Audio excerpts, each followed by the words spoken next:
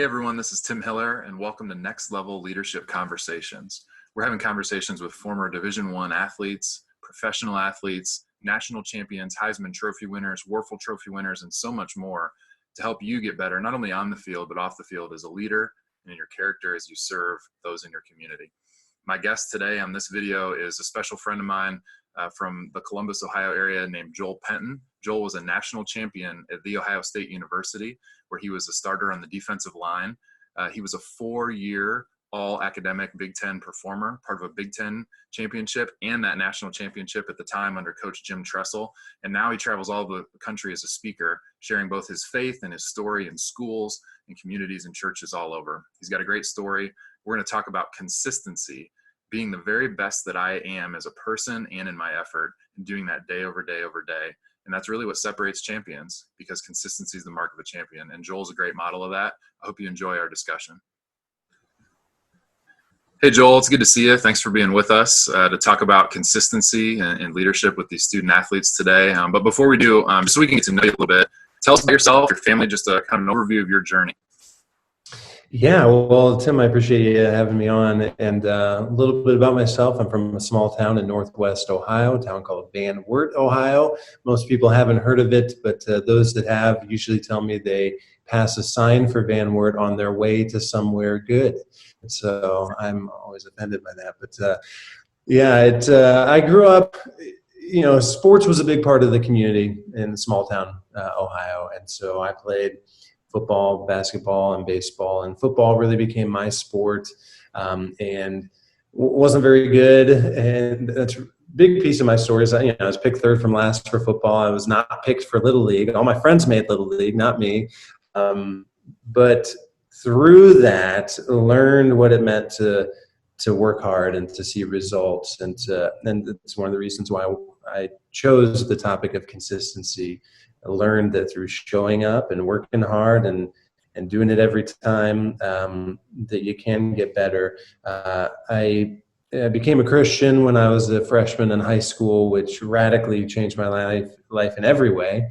And so really the combination of following Jesus and playing football led me to kind of where I am today. I did go on to play at Ohio State, but as I think about college, was more of, I had a platform that was given to me by playing for Ohio State, and it gave me the chance to share about my faith with others on many stages, being an Ohio State football player, and that turned into a career. Now I travel the country and I speak high schools and middle schools. I speak about commitment, about consistency and things like that, as well as I speak about Jesus. And now I lead an organization with a team of speakers that travel the country, sharing with students. And that's my story. Oh, that's awesome. And I think you're a model of consistency, and we're going to get into that. And as I think about more than any other topic we've discussed, I'm excited about this one because I think consistency is the mark of champions. And I don't mean champions on the field, which you were one, and we're going to talk about that, but in life, I mean, great parents, great spouses, great teachers, coaches, people all around us in daily life are consistent. They're there for us when we need them. And our definition that we're kind of talking about here is always giving my best and being myself. And I think that first word it's very hard to live up to, but I think it's an important part of the definition is always. So talk to me, first of all, kind of how would you define consistency, and what do you think of when you hear that word? Well, Tim, you have the much more articulate definition. That was really good, the definition you gave. But the terms that come to my head is, I think I even said it already, is just showing up. Always showing up, not taking a day off. I remember as a high schooler, it must have been my junior year, it dawned on me that I had not missed a single workout since I was in 7th grade, that I worked out 3 times a week, even when I was on vacation. And honestly, at that point, I hadn't even been doing it intentionally. I mean, intentional, but I think it was part of the way my parents raised me. That's just what you do. You don't say you're going to participate in something and then not do it. You do it, and that's without exception. And it was only in looking back that I realized just simply showing up, because you're going to have good days and you're going to have bad days.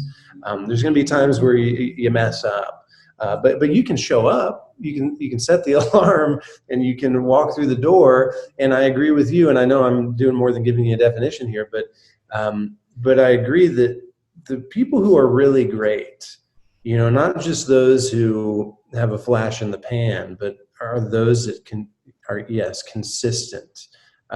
It's not the one-hit wonders. It's people who just steadily show up and give their effort.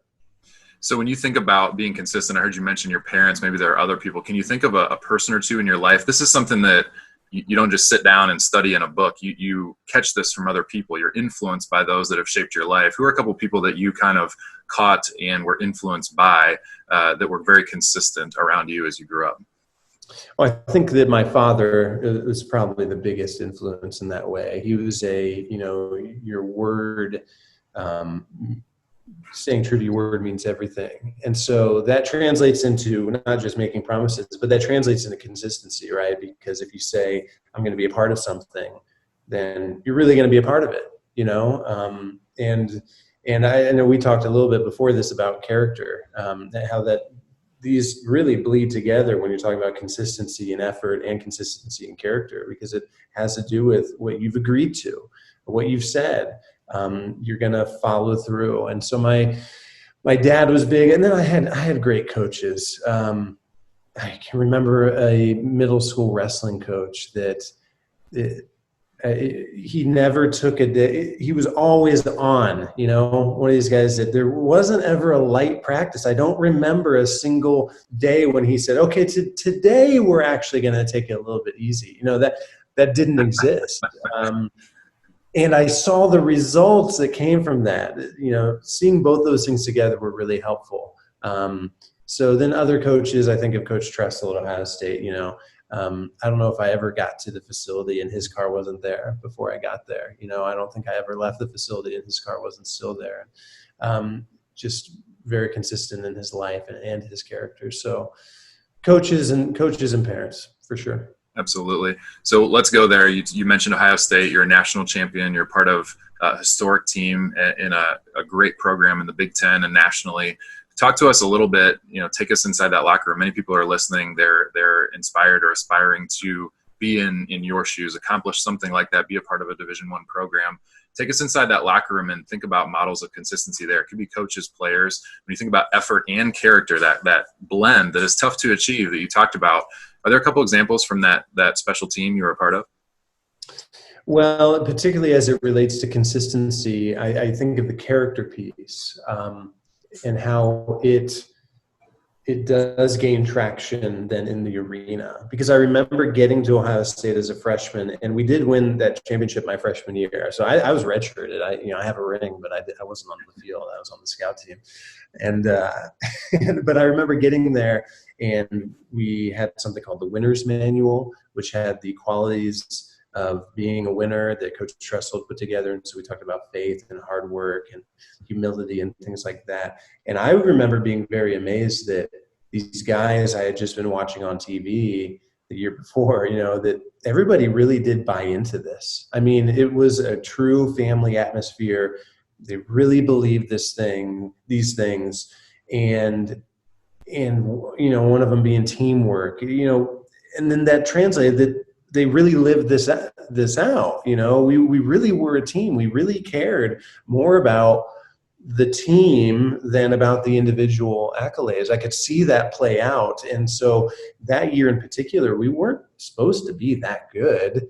But I saw those character pieces of, hard work, of humility, of teamwork, translating on the field that we were able to beat teams that were better than us. Absolutely. Well, and so when you see that group of unity, that group coming together in unity for that common cause, it's contagious in a positive way. It continues to spin on the younger classes continue to want to perpetuate that forward. Let's talk about the effort piece, and then let's talk about the character piece. So always giving my best, that effort side. of consistency. It's difficult. It's not easy. Talk to me about how do you sustain that over time when you're not seeing results, right? You had a redshirt year where you sat out. Maybe one of the athletes listening to us is rehabbing from an injury or is a backup aspiring to be a starter. And it may take a year to earn that spot. How do you stick with it and stay consistent when you don't see those results for an extended period of time? Yeah, that's a good question, because it's true, results help, right? I mean, the rewards, those types of rewards, do help. However, consistency is its own reward. Just um, following through and the experience of being someone who follows through is rewarding. And so I think you said, let's talk about the effort, but I think they're so connected. I think what sustains you to give the effort is knowing the character implications. Yeah. Is like, it's tough to go in today, especially when I'm not seeing the results, but who am I if I don't go in today? I said I was going to be there, so I'm going to be there. So sorry to answer your question with the opposite area, but that's what I think. That's good. Well, and so let's focus on the character if we can to the other side of it. When you think about, especially the athletes that are listening to us right now are largely, age 9 to 18. And they have goals, they have dreams, they have aspirations. But our social lives, and this is as adults too, but our social lives, social pressures are real. We all want to fit in. We all want to be a part of a team. We want to be loved and accepted by our friend groups and the people that are around us. So this always being myself piece, it's easy to go from group to group and person to person and team to team, season to season. And, I shift and adjust a little bit to fit there. And then I shift and adjust a little bit to fit here. How do we do that successfully and be consistent in our character as we interact with others on a daily basis? Yeah, I think there's probably a lot of ways. But one of the things I think of is, God made me in a unique way, and he wants me to contribute something to whatever the situation is where I find myself, and if I'm trying to be like somebody else or not being myself, but I was brought here into this situation for a particular purpose, because this situation, not that I'm needed or something, but God put my personality and me here for this. And so why would I be somebody else? Realizing you have something to offer uniquely.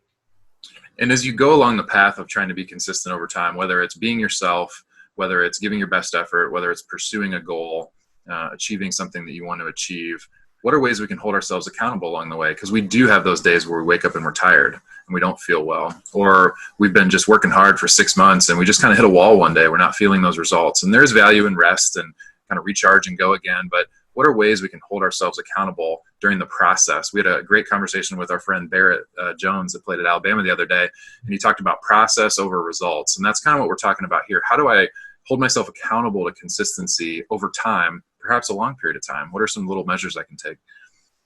Yeah, well, you got to get it out of your head. It's too easy to cheat yourself as if it's just a thought, but it's much harder to cheat something that you've written down. So I would say that the two big things are write it down, and particularly in a place where you can see it, and tell somebody. So you got to surround yourself with the right people. If it's out there, if out of your head on paper, out of your head into somebody else's, then you're kind of building in you're heightening the consequences.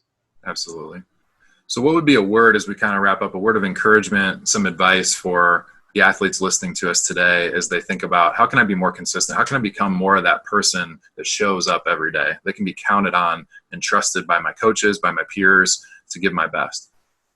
I think I would encourage them to consider how simple this is. There's a lot of complicated things. Tim, I could never and will never be able to throw a football like you threw and currently throw a football. That's hard. That's complicated. That takes, you have to be born, I think, with a certain amount of talent, but showing up and working hard, man, that's simple. And yet that simple thing will set you apart. So few people get this. It's one of the wild things about it is that it's so simple and yet so few people get it, that if you'll just do it, be that person who shows up, who's consistent, you'll rise to the top. I love it, man. You're such an inspiration. Thanks for the counsel and advice and encouragement. Thanks for being with us today, and thanks for being a consistent friend to me. We really appreciate it. Thank you, Tim. I love what you're doing, and thanks for including me.